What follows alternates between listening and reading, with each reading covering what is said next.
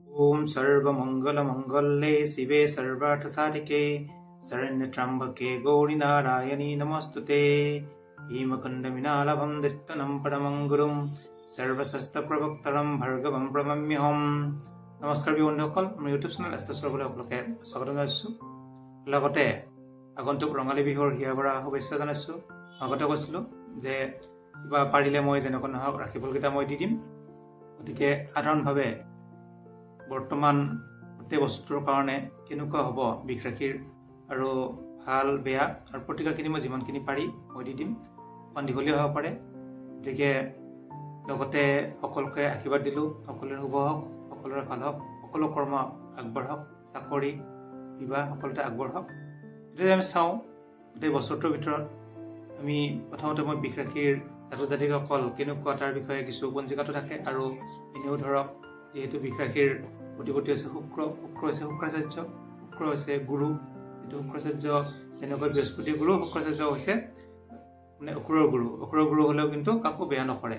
গতিকে গুৰু হিচাপে যদি আমি চাওঁ, গতিকে গুৰুৰ কাৰণে অতি শুভ। আৰু বিষ ৰাখিৰ নক্ষত্ৰ হৈছে কৃতিকা নক্ষত্ৰৰ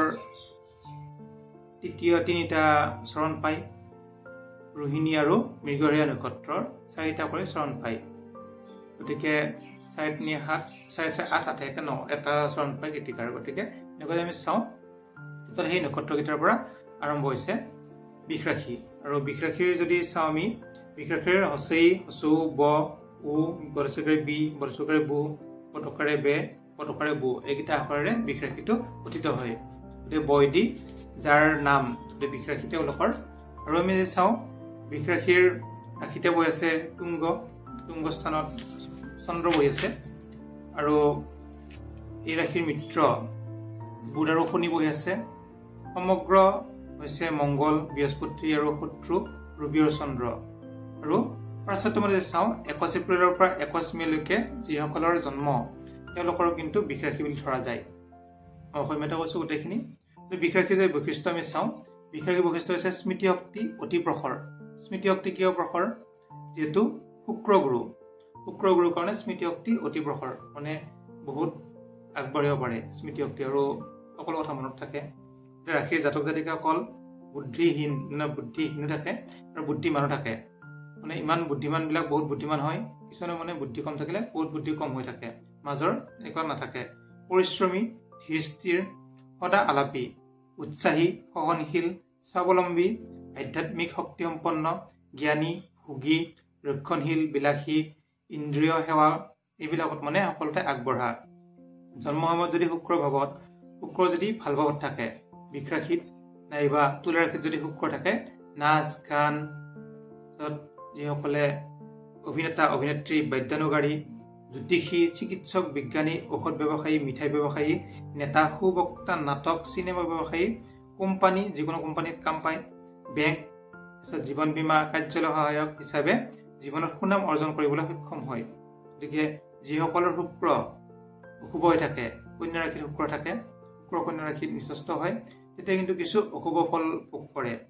গতিকে স্বামী স্ত্ৰীৰ মাজত বুজাবুজি বা তেনেকুৱা অলপ ভুল হয়। আৰু শুক্ৰৰ লগত যদি ৰাহু বা কেতু থাকে জন্মচক্ৰত, তেতিয়াহ'লে শুক্ৰ পাপ বুলি ধৰা যায়। ল'ৰা মানুহৰ ক্ষেত্ৰত কিছু অশুভ হয়। গতিকে এইখিনি প্ৰথমতে কৈ লৈছোঁ, যিহেতু আমাৰ জন্মচক্ৰটো মেইন। আৰু বৰ্তমান চক্ৰ আমাৰ বৰ্তমান চলি থাকিব, কিন্তু জন্মচক্ৰৰ লগত ৰিলেটেড গোটেইখিনিয়ে হয়। জন্মচক্ৰত যদি আপোনাৰ শুক্ৰটো ভাল, তেতিয়াহ'লে গোটেই বছৰটোত শুক্ৰ মোটামুটি 50% এনেই ভাল। বাকীখিনিহে আমাৰ দিন দশাখিনি চাব লাগে। আৰু যিসকল শুক্ৰ দশা চলি আছে তেওঁলোকৰ কিন্তু গোটেই বছৰটোৱে ভাল। যিহেতু শুক্ৰৰ অধিপতি, যিহেতু আপোনাৰ ৰাশিৰ অধিপতি শুক্ৰ, গতিকে দশা যদি শুক্ৰ চলি আছে গোটেই বছৰটো অতি শুভ। আৰু যদি আপোনাৰ ত্ৰিপাপ নাই বা ত্ৰিপাপত যদি শুক্ৰ চন্দ্ৰ বা শুক্ৰ ৰবি চন্দ্ৰ, শুক্ৰ বুধ বৃহস্পতি এনেকুৱা আছে, তেতিয়া কিন্তু অতি শুভ গোটেই বছৰটোৰ কাৰণে।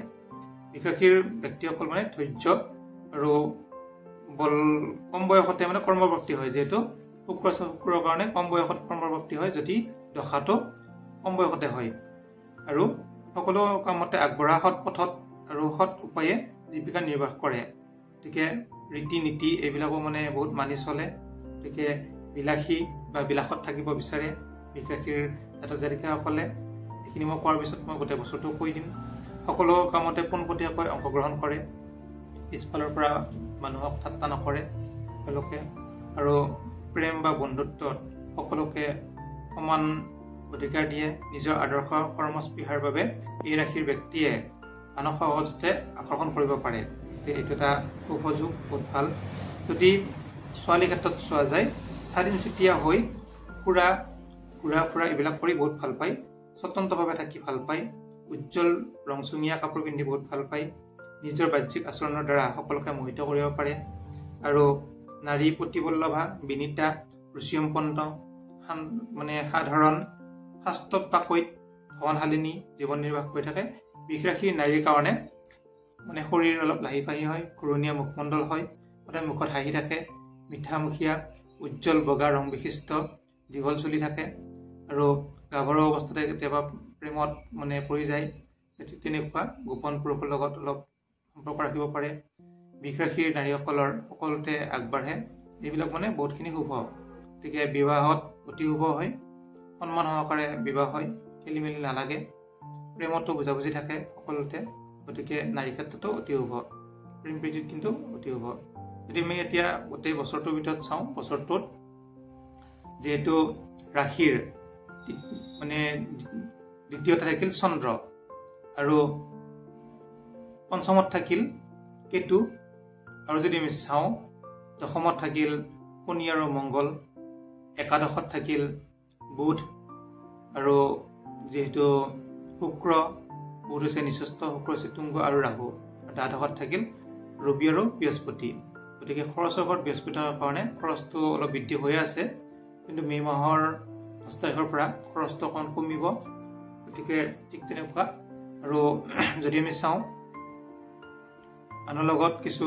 অলপ হাইকাজিয়া হোৱা যোগ থাকিব আৰু প্ৰেমৰ সম্পৰ্ক হ'ব পাৰে বিবাহ বাৰো যোগ থাকিব গোটেই বছৰটোত গতিকে জীৱিকা যদি চাওঁ আমি তেওঁলোকে কিন্তু যিসকল জাতক জাতিকাই ৰাজনৈতিক ক্ষেত্ৰত যদি নামিব খোজে তেতিয়া কিন্তু শুভ ফল লাভ কৰিব ইউটিউবাৰ যদি হয় তেতিয়া শুভ ফল লাভ কৰিব গোটেই বছৰটোত আইনজীৱী হোটেল ব্যৱসায়ী অভিনেতা অভিনেত্ৰী এইবিলাকত কিন্তু প্ৰশংসা বুটলিব পাৰিব গতিকে এইবিলাকত আপোনালোকে আগবাঢ়ক আৰু সোনকালে চাকৰি পাব যদি আপোনালোকৰ শুক্ৰ দশা চলি আছে এতিয়া কিন্তু চাকৰি যুগ আছে এইটো বছৰতে আৰু বিবাহ যুগো আছে গতিকে গোটেই ভৱিষ্যতটো চালে কিন্তু শুভ বুলিও ক'ব পাৰি আৰু ধনস্থানত চন্দ্ৰ থকাৰ কাৰণে ধনস্থানটো অতি শুভ যিহেতু গ্ৰহগতে আমি সকলো আৰম্ভ কৰোঁ চন্দ্ৰৰ কাৰণে টকা পইচা অলপ অহাটো অলপ শ্ল' মানে ধীৰে ধীৰে আহিব যদিও পথত আহিব আৰু কৰ্ম পাব বহুতখিনি শুভ হ'ব কৰ্মৰ কাৰণে কেতু মানে কৰ্মস্থানত আছে আৰু মংগল আৰু শনি একাদশত মানে শুক্ৰ তুংগ হৈ থকাৰ কাৰণে ৰাহু যুক্ত হৈছে শুক্ৰ ৰাহু হ'লে শুক্ৰ পাপ হয়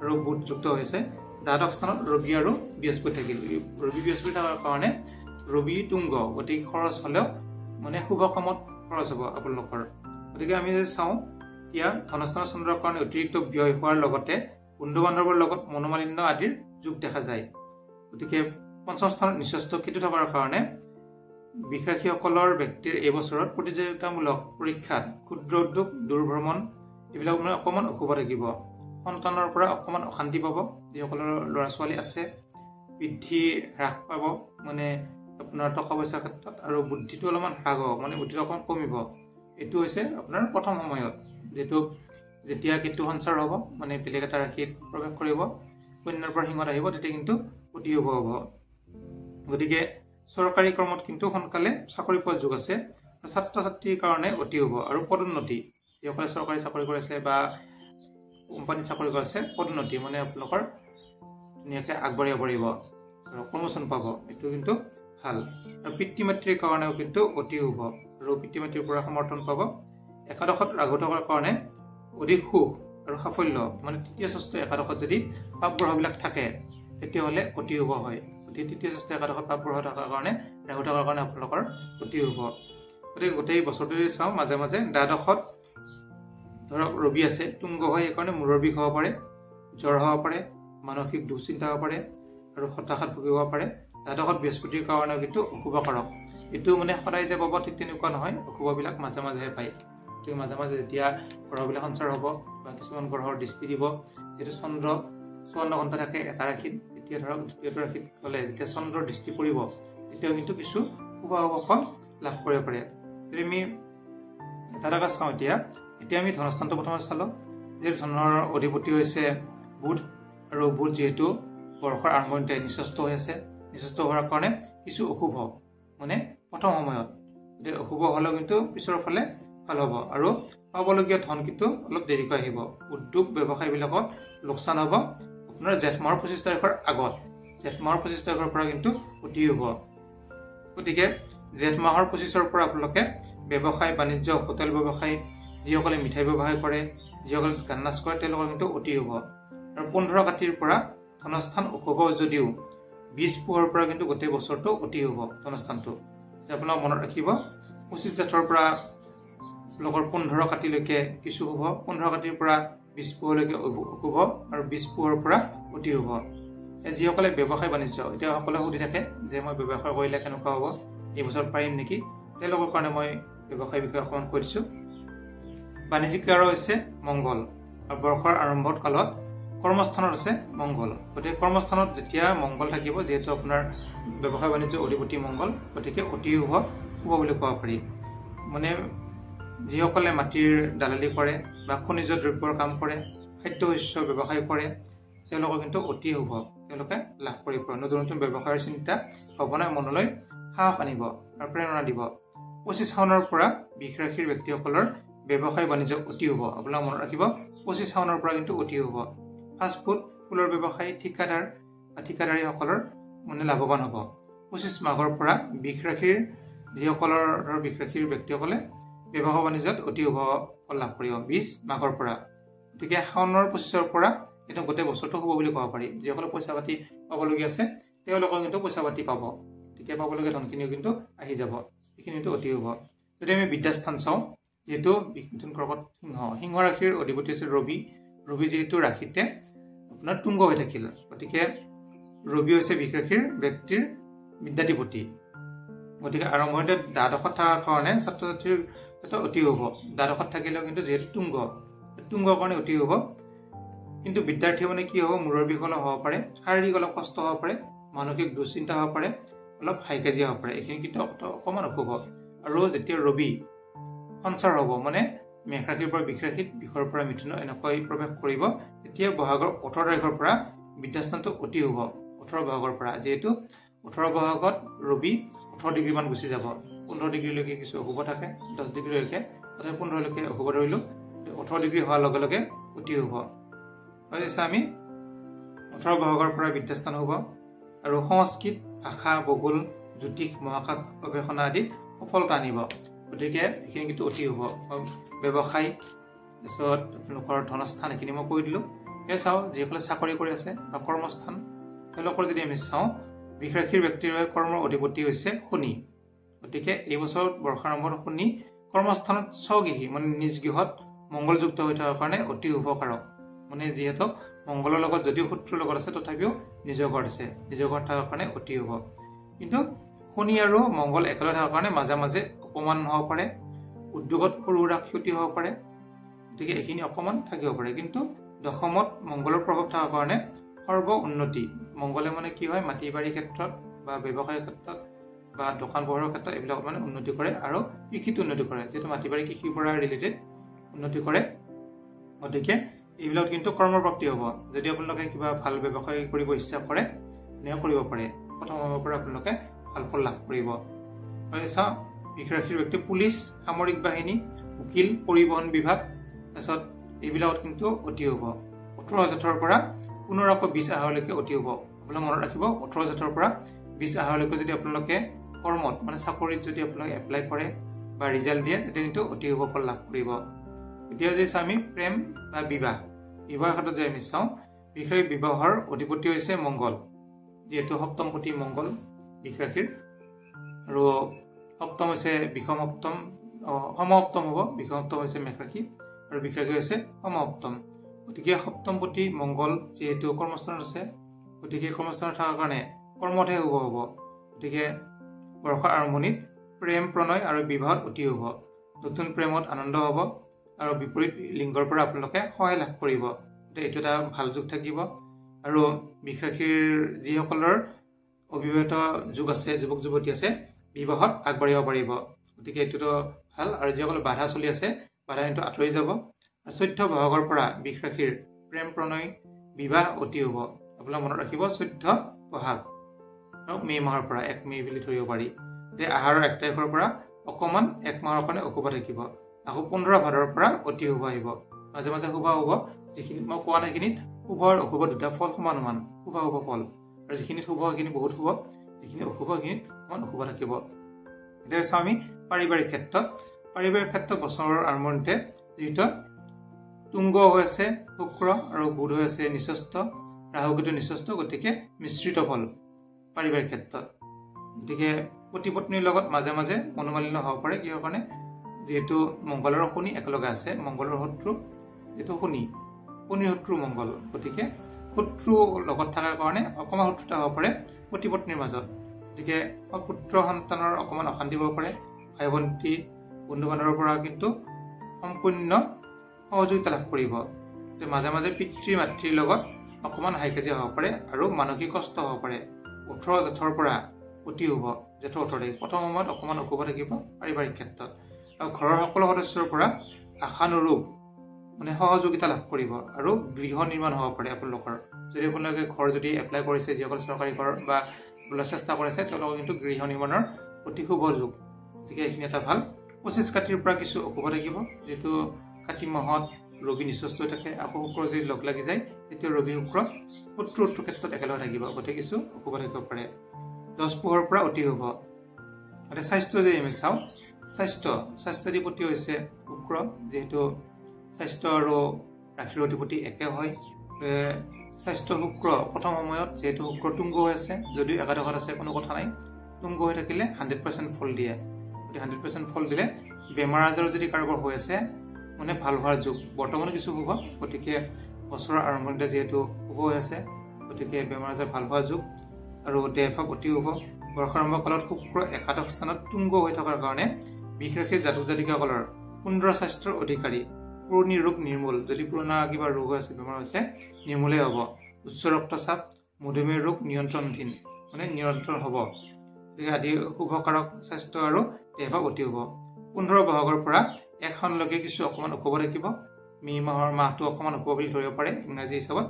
1 সনৰ পৰা বৃষ ৰাশিৰ ব্যক্তিসকলৰ স্বাস্থ্য আৰু দেহভাৱ অতি শুভ। গোটেই বছৰটো শুভ বুলি কোৱা হৈছে। প্ৰতিকাৰ যদি আমি চাওঁ, সৰু সুৰাকৈ এই বছৰৰ বৃষ ৰাশিৰ অশুভ গ্ৰহ হৈছে শনি, মংগল, বৃহস্পতি। যদি বৃহস্পতি দ্বাদশত থকাৰ কাৰণে অশুভ, আকৌ ৰাশিত আহিব। ৰাশিত আহিলে কিন্তু বৃহস্পতি অশুভ হয়।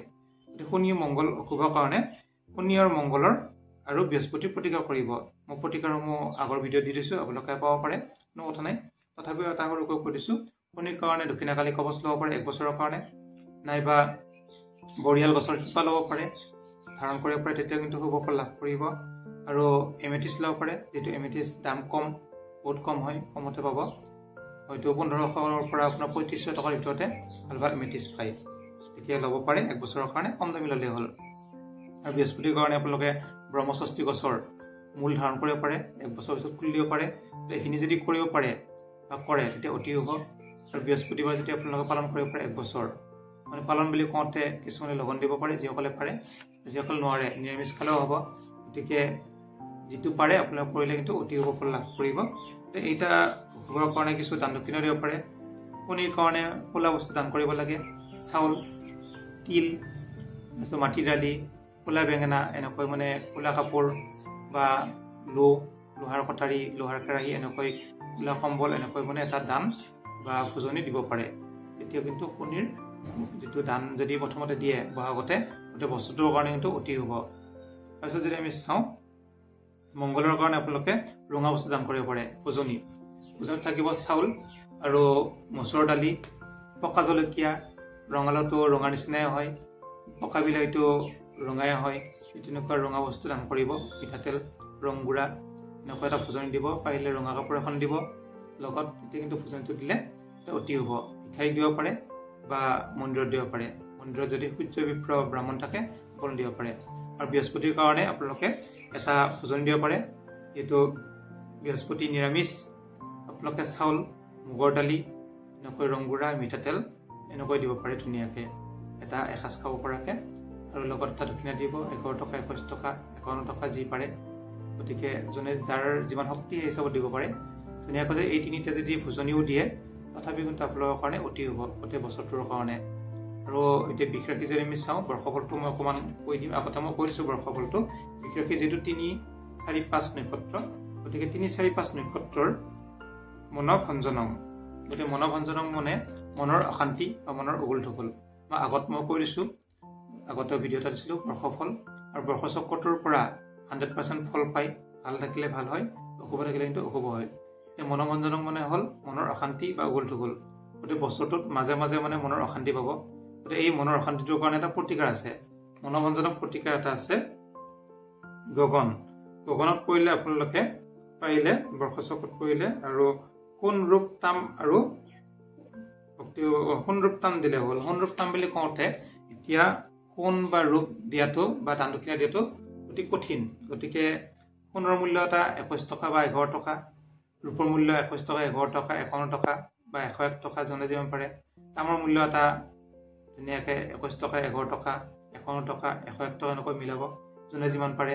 এনেকৈ ধুনীয়াকৈ 3টা পইচা লগ কৰি মানে সোণ, ৰূপ আৰু তামৰ মূল্য হিচাপে ধুনীয়াকৈ ব্ৰাহ্মণক দান কৰিব বা মন্দিৰত দান কৰিব পাৰে। আৰু দান কৰোঁতে আপোনালোকে ক'ব লাগিব যে মোৰ বৰ্ষফলটো কিছু অশুভ বুলি কৈছে চাওঁতে, গতিকে বৰ্ষফলৰ কাৰণে এইটো মই দান দিলোঁ। আপোনালোকে যিহেতু বৰ্ষফলটো কিছু শুভ হওক বুলি আশীৰ্বাদ দিয়ক। যেতিয়া আপোনালোকৰ দানটো পাব বা দানটো পাই উঠি যেতিয়া আপোনালোকক আশীৰ্বাদ দিব, দানটো আকৌ মই কৈছোঁ সোণ দিব নোৱাৰে যদি সোণৰ মূল্য এটা যিমান পাৰে, ৰূপ দিব নোৱাৰিলে ৰূপৰ মূল্য এটা যিমান পাৰে, তাম দিব নোৱাৰিলে তামৰ মূল্য এটা যিমান পাৰে, আৰু লগতে এটা দক্ষিণা যিমান পাৰে। 11 টকা দিব পাৰে, 21 টকা দিব পাৰে, 51 দিব পাৰে, 101 টকা দিব পাৰে, 501 টকা, 1000 টকা যোনে যিমান পাৰে। এইটো মানে কোনো ধৰাবন্ধা নিয়ম নাই যে ইমান দিব লাগিব, যিমানখিনি সমৰ্থনত পাৰে। গতিকে সেইখিনি যদি দান দক্ষিণা দিব পাৰে তেতিয়া কিন্তু শুভ ফল লাভ কৰিব আপোনালোকে। পাৰিলে দান দক্ষিণাখিনি দি দিব যিমানখিনি পাৰে, এতিয়াও কিন্তু শুভ ফল লাভ কৰিব। যিহেতু এটা কবচ ল'লে বা এটা ষ্টোন ল'লে 1 বছৰৰ কাৰণে বহুখিনি পইচা খৰচ হয়। গতিকে দানটো দিলে মানুহজনৰ, দুখীয়া মানুহ এজনৰ বহুতখিনি উপকাৰো হয়, লগতে আপোনালোকৰো কিন্তু বহুতখিনি প্ৰতিকাৰো হ'ব। মানুহজনৰ সুখ পাব, খাই ভাল পাব, লগতে আপোনালোক আশীৰ্বাদো দিব। তো এইখিনি কৰক। আৰু যদি কিবা সুধিব লগা থাকে আপোনালোকে ধুনীয়াকৈ নিশ্চিতভাৱে সুধিব পাৰে, কোনো সংকোচ নকৰাকৈ। আৰু যদি কিবা বুজি পোৱা নাই তথাপিও সুধিব পাৰে। মই ৰাশিফলখিনি মই চমুকৈ ধুনীয়াকৈ পঞ্জিকাৰ পৰা কৈ দিছোঁ, যিহেতু নিজে কৈ থাকিলে আৰু বহুত দীঘলীয়া হৈ যাব, আপোনালোকৰ শুনি মানে আমনি লাগিব পাৰে। সেইকাৰণে মই ভাগ ভাগ কৰি দিছোঁ আপোনাৰ ৰাশিৰ বিষয়ে, লগতে গোটেই বছৰটোত ধুনীয়াকৈ পাৰ্ট কৈ দিছোঁ। একেলগে ক'লে বহুত দীঘলীয়া হৈ যায়, 1 ঘণ্টা 1.5 ঘণ্টা হৈ যাব। গতিকে যেনেকুৱা পাৰে সেইখিনি কৰিব, আৰু যদি সুধিব লগা থাকে সুধিব পাৰে, কিন্তু কথা নাই। আৰু ফোন নম্বৰ আছে প্ৰায় সকলো তাতে। আজি অকল নতুনকৈ আহিছে মোৰ চেনেলটোত, পাৰিলে ছাবস্ক্ৰাইব কৰি দিব আৰু নটিফিকেশ্যন অন কৰি থ'ব, তেতিয়া আপোনালোকে ভিডিঅ'বিলাক পাই থাকিব সৰু সুৰা কৰি। ধন্যবাদ।